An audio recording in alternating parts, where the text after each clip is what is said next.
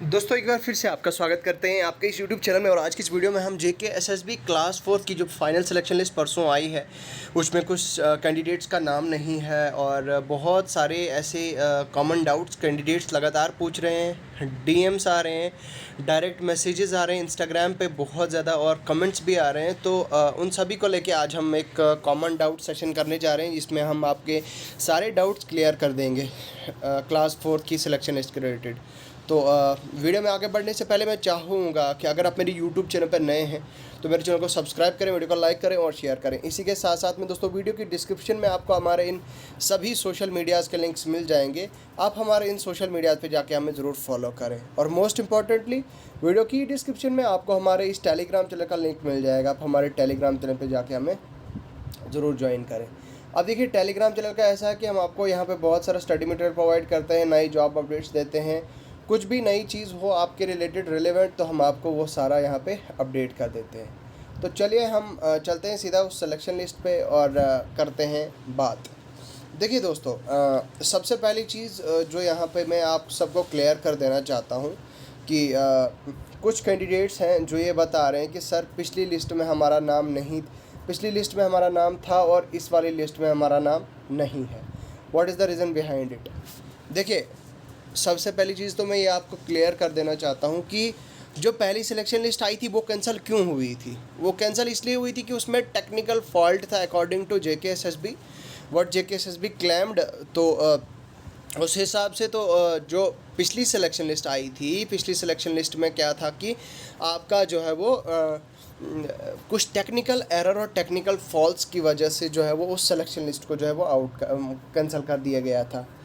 अब वो selection list में टेक्निकल एरर क्या था, जेकेएसएसबी ने ये भी कहा था कि कुछ कैंडिडेट्स का नाम जो है वो ऐसे ही आया है, मतलब वो सिलेक्शन लिस्ट में उनका नाम, जिनका नाम नहीं भी आता या वो जो मेरिट में फॉल नहीं करते बच्चे, उनका नाम भी सिलेक्शन लिस्ट में आया था। ठीक है, उस पर जेकेएसएसबी ने स्टेटमेंट दी, इसलिए ये वो जो प्रोविजनल सिलेक्शन लिस्ट थी दोस्तों, कुछ कैंडिडेट्स की का नाम जो है उनमें से हटा दिया गया। ठीक है, अब वही कैंडिडेट ये पूछ रहे हैं कि सर हमारा नाम सिलेक्शन लिस्ट में क्यों नहीं है। तो मेरे हिसाब से तो दोस्तों इस बात का यही जवाब है कि शायद हो सकता है टेक्निकल फॉल्ट की वजह से आपका नाम आया हो, या अगर आप सोचते हैं कि मेरा कट ऑफ से जो है वो कम आया है या कट ऑफ से ज़्यादा आया है, यानी कि अगर कट ऑफ जो है वो 45 गया है किसी डिस्ट्रिक्ट का तो मेरे 46 है, मेरा क्यों नहीं आया। भाई साहब उसका मतलब यही हो गया कि आपका जो है वो ओवरऑल प्रेफरेंस देखा गया है। वहाँ पे आपने प्रेफरेंस कौन सा देखा है, ठीक है, आपने प्रेफरेंस किस चीज़ को नंबर 1 दिया, नंबर 2 किसको दिया, नंबर 3 किसको दिया, इस तरह से ऐसे करके तो वही चीज़ देखी जा रही है। ठीक है, अब कुछ और कैंडिडेट्स हैं जिनको जो है वो कश्मीर में जो है वो अलॉट किया गया है कार्डर अलॉटमेंट, जो मैंने आपको पिछली वीडियो में भी कहा था। ये देखिए यहाँ पे कार्डर अलॉटमेंट, ये है दोस्तों कार्डर अलॉटमेंट आपका। ये तो आपको जो है वो ये कार्डर अलॉटमेंट किया गया था, ये अनंतनाग या इसी तरह से अलग अलग डिस्ट्रिक्ट्स। तो ये कार्डर अलॉट जिन कैंडिडेट्स को, जो कैंडिडेट जम्मू के हैं उनको कश्मीर का के कुछ डिस्ट्रिक्ट्स का कार्डर अलॉट क्यों किया गया है। मतलब मुझे कुछ कैंडिडेट्स ने कहा कि सर मेरा तो जम्मू डिवीज़न में था लेकिन मेरा कश्मीर में क्यों डाल दिया उन्होंने किसी डिस्ट्रिक्ट में। देखिए मैं आपको एक चीज़ बताता हूँ, अगर आप जम्मू से हैं, अगर आप सांबा से हैं, अगर आप कठुआ से हैं, अगर आप उधमपुर से हैं, अगर आप रियासी से हैं, जिस भी किसी डिस्ट्रिक्ट से हैं जम्मू डिवीज़न के, तो उसमें मान लीजिए आपकी कैटेगरी एससी है या एसटी है। खैर एसटी की तो पोस्टें कश्मीर में सारी फुल हो जाती है, लेकिन मैं पर्टिकुलरली बात कर रहा हूँ एससी की। अब एससी की पोस्टें अगर हमारे जम्मू डिवीज़न में नहीं बची हैं तो भाई साहब अल्टीमेटली आप देखोगे कि कश्मीर में कुछ डिस्ट्रिक्ट हैं जैसे शोपियन है। अब शोपियन में तो हमें एससी कैटेगरी के बच्चे तो मुझे लगता है 0.1% के देखने को मिल सकते हैं। ठीक है, तो यहाँ वहाँ पे तो बच्चे होते ही नहीं, एससी कैटेगरी का तो बच्चा कोई होता ही नहीं। अब एससी की अगर 100 या 150 दोस्तों पोस्टें हैं वहाँ पे कश्मीर में, तो आप जानते हैं कि 100-150 पोस्टें होने के बाद क्या है कि अब वो पोस्टें अगर हैं तो भाई साहब जेकेएसएसबी को वो पोस्टें फिल करनी है ना, वो पोस्टें तो फिल होंगी। वो पोस्टें तो इन्होंने फिल करनी है जो कश्मीर में पेंडिंग डिस्ट्रिक्ट्स हैं और डिस्ट्रिक्ट्स में वैकेंसीज़ है, तो वो तो इन्होंने फिल करनी है भाई साहब। तो बस यही है, मतलब उसका ये कहने का है कि अगर आपका मेरिट जम्मू डिवीज़न में फॉल नहीं कर रहा है तो आपका जो है वो कश्मीर डिवीज़न में फॉल कर रहा है। आपका कश्मीर डिवीज़न में जो है वो आ रहा है किसी कश्मीर डिवीज़न जिसमें वैकेंसी है। ठीक है, तो ये चीज़ है दोस्तों। उसके अलावा मुझे कुछ कैंडिडेट्स पूछ रहे हैं कि सर आप मुझे ये बताओ कि इन्होंने बताया है रिलेवेंट सर्टिफिकेट दो हमें आपके, आप ग्रेजुएट नहीं हो। तो उसके लिए तो यार क्लियर कट यही है कि आपने जो है वो हाई कोर्ट में जाना है।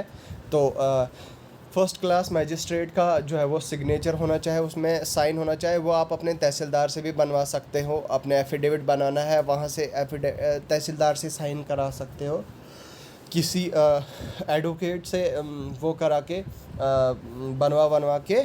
तो उसमें लेकिन दो चीज़ें आपने बहुत ज़रूरी मेंशन करनी है। एक तो कट ऑफ डेट 20 अगस्त 2021, ठीक है।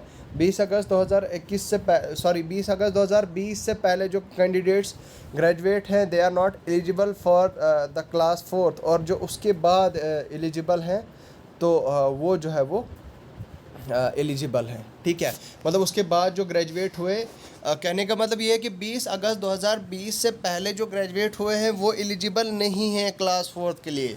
ठीक है, और जो बच्चे 20 अगस्त 2020 के बाद ग्रेजुएट हुए हैं वो क्लास 4th के लिए एलिजिबल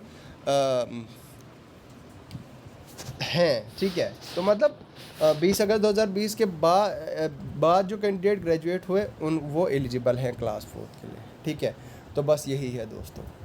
तो उसके अलावा और भी कुछ डाउट्स थे जो मैं आपके क्लियर करना चाहूँगा।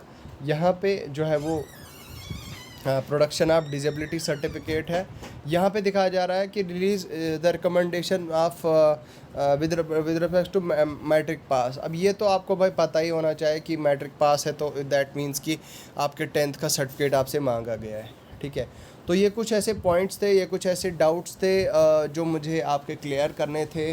और कुछ कैंडिडेट्स तो ये भी बता रहे थे कि सर कुछ कैंडिडेट्स का जो है वो 18, 19 नंबर में हो गया है और उनकी कैटेगरी जो है वो आरबीए है। भाई साहब आरबीए के साथ साथ देखो आप ये इनका एक्स सर्विसमैन है। यहाँ पे अगर आप देखें एचसीएम है, ईएसएम है, एक्स सर्विसमैन। तो ये एक्स सर्विसमैन वाली कैटेगरी के लोग हैं जिनको जो है वो जिनका नाम जिनको सेलेक्ट किया गया है इसमें। ठीक है, तो बस यही है दोस्तों। तो बस ये थे कुछ कॉमन डाउट्स जो मुझे आप तक लाने थे, जो मुझे आपके क्लियर करने थे दोस्तों। अगर आपका कोई क्वेश्चन होता है, कोई डाउट होता है, तो आप मुझे इन सभी सोशल मीडियाज़ पे जाके फॉलो करें ज़रूर। वहाँ पे मुझे मैसेज कर सकते हैं जो भी सोशल मीडिया आप यूज़ करते हैं। चलिए मिलते हैं आपसे नेक्स्ट वीडियो में नए टॉपिक के साथ। तब तक के लिए अपना ख्याल रखिएगा। खुदा हाफिज़।